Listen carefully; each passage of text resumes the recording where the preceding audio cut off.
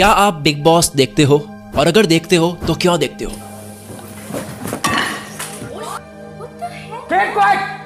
आज हम बात करेंगे कि ऐसा शो देखने में लोगों को मजा क्यों आता है और ऐसा शो देखना आपके लिए हार्मफुल क्यों है। पहले मैं दो बातें क्लियर कर देता हूं। पहली बात कि अगर किसी चीज का मजा आता है तो इसका मतलब ये नहीं है कि वो काम सही है। जो ड्रग एडिक्ट होता है उसको भी तो ड्रग में मजा आता है, लेकिन ड्रग लेना सही चीज तो नहीं है ना, गंदी बात है। दूसरी चीज, बहुत से लोग कहते हैं कि यार ये तो एंटरटेनमेंट के लिए हम करते हैं, ये तो हमारा टाइम पास है, थोड़ा देख लें तो क्या हो गया। लेकिन बहुत सी रिसर्च में ये सामने आ चुका है कि फिल्में, सीरियल, रियलिटी शो, जो भी हम कंटेंट देखते हैं उसका हमारे दिमाग पर, हमारे बिहेवियर पर इफेक्ट पड़ता है। एक ही प्लेट में 3 अंडे नहीं कर सकते आप। मैं ऑमलेट खाऊंगा। बिग बॉस इतना पॉपुलर शो है कि इसके 16 सीजन्स आ चुके हैं। कुछ लोगों को घर में लॉक करके लड़ने के लिए छोड़ दिया जाता है, टास्क दिए जाते हैं, साजिशें रची जाती है, वोटिंग के जरिए एक एक करके लोगों को बाहर निकाला जाता है और जो लास्ट में बचता है वो विनर बनता है। इसी के जैसे और भी शोज है, जैसे कि MX प्लेयर पर लॉकअप है, वोट पर भी है, MTV पर एस ऑफ स्पेस है। क्या बात बोली, मुझे पता ही नहीं था ये। बिग बॉस इंस्पायर्ड है American reality show big brother से, और बिग ब्रदर इंस्पायर्ड है इसी के नाम से डच रियलिटी शो से, जो पहली बार नीदरलैंड देश में ईयर 1999 में लॉन्च हुआ था। और ये नाम बिग ब्रदर कहां से आया? इसको उठाया गया जॉर्ज ऑरवेल के लेजेंडरी नॉवेल 1984 से, जो इन्होंने 1949 में लिखा था। इसमें एक कैरेक्टर है बिग ब्रदर जो कि तानाशाही देश का लीडर है। यहाँ एक ही पॉलिटिकल पार्टी शासन करती है। सीक्रेट कैमरों से सरकार नागरिकों पर नजर रखती है। जगह जगह पोस्टर लगे होते हैं जिन पर लिखा होता है big brother is watching you, यानी कि बिग ब्रदर आपको देख रहा है। हालांकि बिग ब्रदर को कोई देख नहीं सकता, बस टेलीस्क्रीन के जरिए आप उनकी आवाज सुन सकते हो। जैसा आप बिग बॉस में देखते हो कि केवल आवाज सुन सकते हैं, बिग बॉस को देख नहीं सकते। लेकिन फर्क यह है कि 1984 बहुत ही कमाल का नॉवेल है। उस समय पर स्टालिन और हिटलर जैसे तानाशाह थे जिन पर सरकाज़म करते हुए यह नॉवेल लिखा गया था। आज भी दुनिया में जहां भी डेमोक्रेसी का खतरा महसूस होता है तो वहां पर इस नॉवेल का जिक्र होता है। लेकिन इसके ऑपोजिट बिग ब्रदर या फिर बिग बॉस बहुत ही सैडिस्टिक शोज है। सैडिस्टिक का मतलब होता है दूसरों के दर्द और तड़प में मजा लेना। मुझे हर्ट हो रहा है बिग बॉस, मुझे हर्ट हो रहा है, हर्ट हो रहा है, मुझे हर्ट हो रहा है। हंसी है यार, गंदी लड़की है। बस नहीं गंदी लड़की है। इसमें वायरिज्म का भी एलिमेंट है, यानी कि लोगों की प्राइवेट एक्टिविटी देखने में सस्ता मजा लेना। I would have never entered that stupid thing. ऐसा आइडिया अच्छा क्या? तब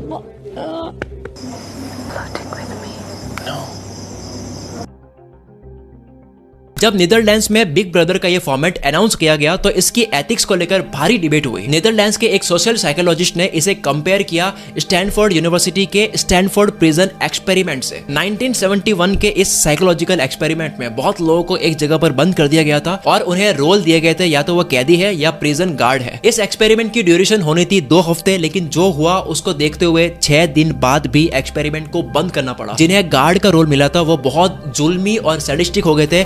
I had really thought that I was incapable of this kind of behavior. I realized that this was a part of me I hadn't really noticed before. इस experiment की बहुत आलोचना हुई थी और दुनिया भर की यूनिवर्सिटीज ने एक नैतिक कानून बनाए साइकोलॉजिकल एक्सपेरिमेंट्स के लिए। इस आलोचना के बावजूद यह नकारा नहीं जा सकता कि प्रोफेसर फिलिप्स जिम्बार्डो, जिन्होंने ये एक्सपेरिमेंट किया था, उनका मकसद गलत नहीं था।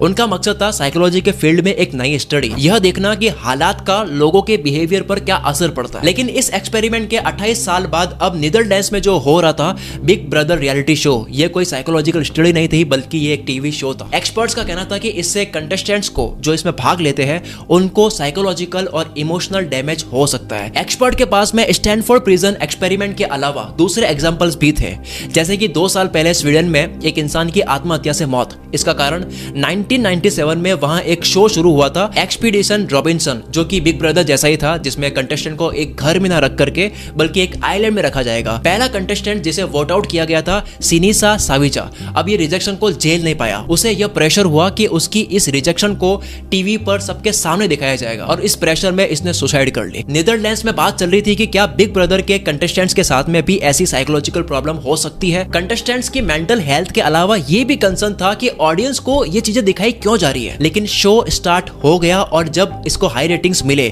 तो डिबेट हुई कि डच लोगों को ये पसंद कैसे आ रहा है। गालियां, क्या लड़ाई, चुगलीबाजी, साजिश, क्या लोगों की नैतिकता बिल्कुल खत्म हो गई है? क्या हर कोई अपने मन के अंदर इतना अकेला है? धीरे धीरे डिबेट फीकी पड़ने लग गई। बिग ब्रदर के वर्जन्स दुनिया भर के देशों में बनने शुरू हो गए। अमेरिका में, कनाडा में, मैक्सिको में, Brazil, Argentina, Australia, Indonesia, Thailand, Philippines, Vietnam, China, Russia, Israel, Europe के लगभग सभी देशों में, UK, Denmark, Norway, Finland, Greece, Italy, Germany, Spain, तुर्कगाल, टर्की, अफ्रीका के देशों में डेवलपमेंट पहुंची हो या नहीं, डेमोक्रेसी पहुंची हो या नहीं, लेकिन बिग ब्रदर वहां भी पहुंच गया। और ऐसे में हमारा देश भी फिर कहां पीछे रहे? भारत में भी बिग बॉस के कई भाषाओं में वर्जन्स है, हिंदी, मराठी, तमिल, बंगाली, तेलुगु, कन्नड़, मलयालम। भले ही इसे लेकर पब्लिक डिबेट कम हो गई हो, लेकिन इसके जो हार्मफुल इफेक्ट्स है वो अभी भी जस के तस बने हुए हैं। यहाँ ऐसा नहीं कह सकते कि जंक फूड अगर पूरी दुनिया में फैल गया तो वो हेल्दी हो गया। इसी तरह से बिग बॉस हमारे दिमाग के लिए जंक फूड है, कंज्यूम करने में मजा आता है, लेकिन ये हमें बीमार करता है, दिमाग से बीमार करता है। ऐसे में काम आती है मीडिया लिटरेसी, यानी कि आप समझ जाए कि कौन सा एंटरटेनमेंट जंक है और कौन सा क्वालिटी एंटरटेनमेंट है। आप जग दे इंडिया, हॉलीवुड में शटर आइलैंड जैसी मूवीज देख सकते हो, अच्छे लिरिक्स वाले गाने सुन सकते हो, कोई नाटक देखने आप जा सकते हो, किसी के आर्ट देखने आप जा सकते हो, नॉवेल पढ़ सकते हो। और अगर पढ़ना नहीं पसंद है तो आप कुको एफएम पर मजेदार नॉवेल्स और कहानियां सुन सकते हो। जैसे एक बायोग्राफी है चे गुवेरा की, कैसे एक मस्तीखोर लड़का अपने दोस्त के साथ में बाइक ट्रिप पर निकलता है और ये बाइक ट्रिप उसके लिए क्रांतिकारी बन जाती है। अपना डॉक्टर का करियर छोड़कर वह बंदूक उठा लेता है दुनिया से गुलामी खत्म करने के लिए। 1.5 घंटे की बहुत शानदार कहानी है, सच्ची कहानी है। आप इसे कुको एफएम पर सुनिए, मजा आएगा। कुको एफएम अगर आपको नहीं पता, नहीं जानते, तो ये बहुत बड़ा ऑडियो लर्निंग प्लेटफॉर्म है। यहाँ पर हजारों ऑडियो बुक्स है आपके लिए, self help, motivation, biography, business, comedy, thriller, ये सब आपको मिलेगा साल के 399 रुपए में, पूरे साल के। और अगर ईयरली प्लान में आप मेरा कूपन कोड एंटर करते हो CM50 तो आपको 50% डिस्काउंट मिल जाएगा, यानी कि 199 रुपए। कुको एफएम के सब्सक्रिप्शन का लिंक डिस्क्रिप्शन में है। वापस आते हैं बिग ब्रदर पर। बहुत से देशों में बिग ब्रदर के कंटेस्टेंट्स मेंटल हेल्थ से जूझते देखे गए। I can't stand him! I can't stand him! He's a pig! I can't do this house anymore! होता यह है कि अगर आप समझदार और विनम्र इंसान हैं तो आप दुनिया के लिए सही हो, आप घर वालों के लिए सही हो, दोस्तों के लिए सही हो, लेकिन आप बिग ब्रदर शो के प्रोड्यूसर के लिए और ऑडियंस के लिए बेकार आदमी है। यहाँ चाहिए मसाला। जैसे कि भोजपुरी स्टार खेसारी लाल यादव को बहुत जल्दी बाहर का रास्ता दिखा दिया गया था। इन्होंने इंटरव्यू में बताया कि बिग बॉस के घर में सच्चाई नहीं चलती है। घर में आप कितने अच्छे तरीके से लड़ाई लड़ सकते हो, गालियां दे सकते हो, कैसे आप साजिश रच सकते हो, इन सब चीजों का मोल है। बट वहाँ जाने के बाद कुछ अलग ही हो रहा था। अलग मतलब उसे डिस्क्राइब कर पाएंगे क्या अलग हो रहा था? वहाँ पे आप गा नहीं सकते, वहाँ पे आप कितना गाली दे सकते हैं ये वहाँ पे मायने रखता है। आप किसकी इज्जत की धज्जियां उड़ा सकते हैं ये मायने रखता है। सबसे ज्यादा लड़ाई ही प्रमोट हो रही है, लड़ाई ही प्रमोट हो रही है, गाली गलौज प्रमोट हो रही है, तो मैं तो दूर था वहाँ से। इन्होंने कहा कि हालांकि मैं इस तरह का आदमी नहीं हूँ, मैं किसी को गाली देकर या फिर बेवजह की लड़ाई लड़कर मैं खुद को प्रमोट नहीं कर सकता, इसलिए मेरे वहां रहने की कोई वजह नहीं थी और अब मैं घर आ गया हूँ। अगर मुझे बिग बॉस वापस बुलाते हैं तो मैं नहीं जाऊंगा। लेकिन सभी लोग ऐसे नहीं होते हैं। खेसारी लाल यादव ने कहा कि घर में जाकर मुझे अनुभव हुआ कि दुनिया में लोग शोहरत पाने के लिए कुछ भी कर लेते हैं। और बात भी बिल्कुल सही है। 40-50 लाख रुपए का इनाम होता है, करोड़ों लोग टीवी पर देख रहे होते हैं, आपके आसपास बाकी कंटेस्टेंट्स भी पूरी कोशिश कर रहे हैं, तो ऐसे में इंसान बह जाता है। इस समय लोग अपने बारे में बहुत ही ओपनली बता देते हैं, बहुत से ऐसे काम भी कर लेते हैं जो बाद में उन्हें सही नहीं लगता है। My husband is married. क्या बात कर रहा है? उसका एक बच्चा, मेरा तो बच्चा भी नहीं है। बचपन में I was molested. कई कंटेस्टेंट्स हैं जो बुलिंग और रिजेक्शन को झेल नहीं पाए। अकेले में बेइज्जती एक अलग बात होती है, लेकिन नेशनल टेलीविजन पर बेइज्जती बहुत अलग बात है। 2009 में श्री देसाई नाम के कंटेस्टेंट्स को बिग ब्रदर से निकाल दिया गया था। इसके कुछ हफ्ते बाद वे अपने हॉस्टल में कमरे में शो देख रहे थे, तो अचानक से परेशान होकर अपनी हाथ की कलाई पर कट मार दिया। खैर हॉस्पिटल ले जाकर उसको बचा लिया गया। ऐसी ही कोशिश नादिया ने, वे बिग ब्रदर के यूके वर्जन में आई थी। इन्होंने बताया कि इनके पार्ट को इस तरह से एडिट किया गया कि इनको विलन दिखाया गया, जिसकी वजह से लोग इनके कार पर अंडे फेंकते थे, कई घटिया नोट लिख करके जाते थे। उन्हें लगा कि इस शो ने तो उनकी पूरी जिंदगी तबाह कर ली है और उन्हें सुसाइड अटेम्प्ट कर लिया। खैर किस्मत इनकी भी अच्छी थी कि इनको भी बचा लिया गया। लेकिन साउथ कोरियन की जियोन की किस्मत इतनी अच्छी नहीं थी, उन्हें शो के सेट पर मरा हुआ पाया गया। बताया जाता है कि वे बहुत ही एंजियस थी कि साउथ कोरियन शो जियाक, जो कि स्प्लिट विला जैसा था, उस पर उनको कैसा दिखाया जाएगा। उन्होंने अपनी माँ से भी कहा था कि अगर शो एक बार आ गया तो उनके लिए साउथ कोरिया में जीना मुश्किल हो जाएगा। साउथ कोरियन ब्रॉडकास्टर SBS ने इसके बाद में शो को कैंसिल कर दिया। बिग ब्रदर सीरीज के कंसल्टेंट सलाहकार रह चुके डेविड विल्सन, इन्होंने 2004 में रिजाइन कर दिया। क्यों?